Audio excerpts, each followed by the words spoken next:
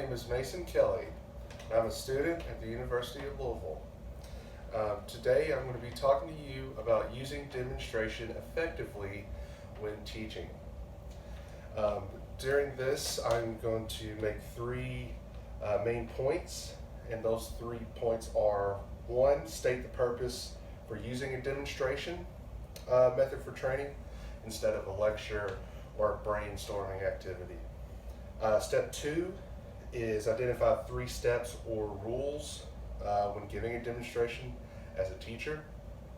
And 3, participate in a demonstration activity. Does that sound good with you? Yes. Yes. Okay. So when presenting key points, there are many ways to do it. There's brainstorming, lecturing, other things like that. Participating in a demonstration allows you to show your students what an example of the topic looks like and how to interact with it. So you should always demonstrate a process rather than describe it. Instead of telling students how to present a logical argument, present a logical argument and help them analyze it. Instead of describing how to solve a problem, solve it in front of them, labeling the steps as you go. Okay, so back to one of our main objectives, which is the purpose of using a demonstration when teaching. You should increase student understanding of the concepts demonstrated. It increases student enjoyment of the class, so instead of being bored and listening to an instructor talk, they have the opportunity to actually work with their hands, or it just creates a better learning environment. Another reason why to choose to demonstrate: it allows participants to see, feel, and participate directly in the learning process. It also creates confidence with students who are lost. So, say you have to do something in front of the whole class, and you're lost and you don't really know what to do. If the instructor decides to demonstrate something for you, you should have more of a understanding on what you need to be doing and how to do it. So it also, why we choose to demonstrate it, it's an opportunity to engage in self-directed learning at a pace that suits the particular student. So if you're, as an instructor, you can demonstrate how you want something done or how it should be done. And at self-paced, some people could be going slow or normal pace, but if you already know the demonstration and understood the demonstration, you can move on quicker at your own pace. It also just generates interest in the subject. So just seeing something in front of you, it really brings it to light and you understand that subject more. Helps in developing the spirit of inquiry. Students cooperating in the teaching learning process. So instead of just the teacher or the instructor, students can actually participate, ask questions, bounce ideas back and forth. And then one of the final ways why we choose to demonstrate as instructors is the process of learning becomes permanent in students' lives. So with experience, students can usually retain more and comprehend more, and overall it's just a very good way to teach. Okay. Choosing to use a demonstration during your teachings will have a very positive impact on your students. As mentioned above, the act of demonstrating something has a lot of benefits. Demonstration has been used for teaching from the very beginning. I can see someone demonstrating how to make fire in order to pass that skill along. Ever since the beginning, we have been using demonstration to teach. With that on its resume, demonstrations have proved timeless and very valuable. I doubt it will ever go away. Um, Demonstrations is the second most commonly used teaching tool behind lecture, and you can see why. Now that I've mentioned why we use demonstrations, I want to mention a few tips for thoughts when using a demonstration as a teaching tool, which is our second objective, our second main point. So as a teacher or an instructor, these three things will help you when providing a demonstration. So the first one is you need to know who your audience will be. You don't want to go into a high school classroom talking college subjects. It's quite simple. The second thing to just remember when using a demonstration is you need to be a master of the content that you're trying to demonstrate. The third one is be creative, but not too creative. It's always good to be creative to gain interest in your topic, but with too much creativity comes confusion, especially if it's not described well enough. Okay, now that you guys have some tips on how to teach using demonstrations, I want us to start our own. Is that okay? Yes. Do our own demonstration? Yes. Cool.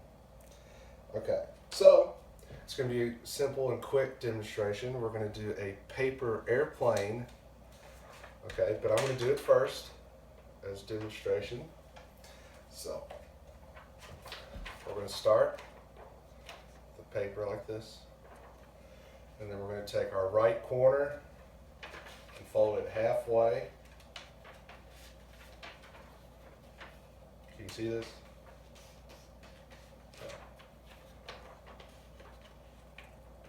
Now you're going to take the left corner and match it down there.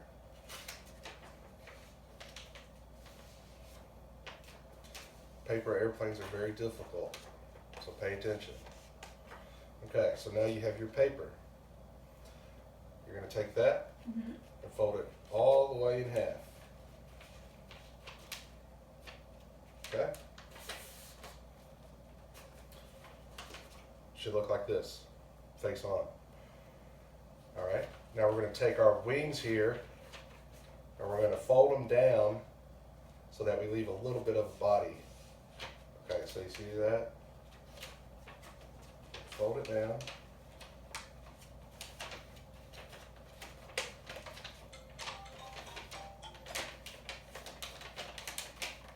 Okay, and now we're going to do the other side. We're going to fold it down so that there's still something to hold on to at the bottom. You can just match those up with the other wings. Okay? So now, you should have a paper airplane.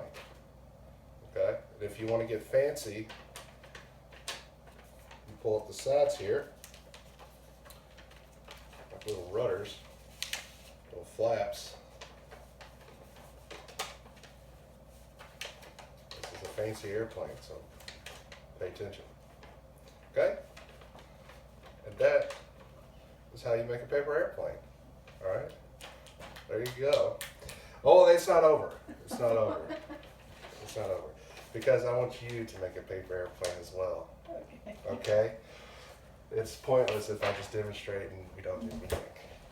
Okay. So here's all y'all's paper. Thank you. You're very welcome. Okay, so let's do this again and on me. Okay. Okay? Everybody put your paper up. We're doing a little demonstration here. Now we go corner to the middle. Right? All right, now what's the next step? The left the left corner, Mhm. goes down to the middle.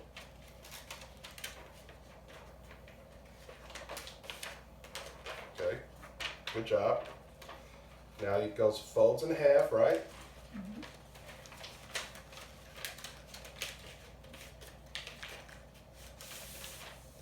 All right, let me see yours. All right, it's looking good. Now you need to put the wings on it. Okay.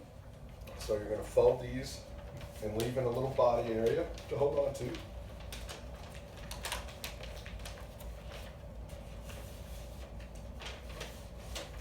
Okay, so that's one side. Let's do the other.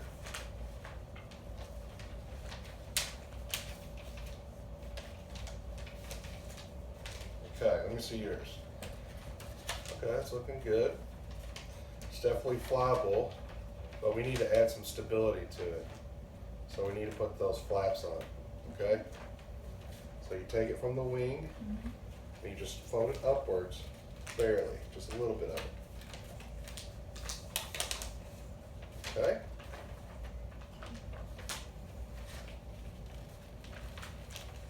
Okay. So it should look something like this. Do you have, yes, Yep. that's very good. Yeah, throw it at me if you want. Okay, well, I just wanted to ask you a couple questions too. So, do you think if I were to just lecture about this, you would have been able to comprehend that? If I would have just said, this is how you make a paper airplane, you go from corner to middle, No. corner to middle, and then you fold it in half, make some wings, you don't think you could? No, Do it's that. too many steps if you were a first-time learner. Okay, that's very true, and that's why we use demonstration today, Mhm. because it allows you to follow my lead and interact at the same time. Okay. So, do you think you can make another paper airplane? Yes. Yeah. Okay, that's good. That's what they say demonstrations do. They usually stick around with the learner longer. Mhm. I remember the steps. Oh, you remember the steps? Yes. That's good. That's good. That's pretty much all I wanted to tell you today about demonstrations. I just want to thank you for participating, and maybe you can color that paper airplane and make it pretty. Okay. All right? All right. Thank you. Thank you. Thank you.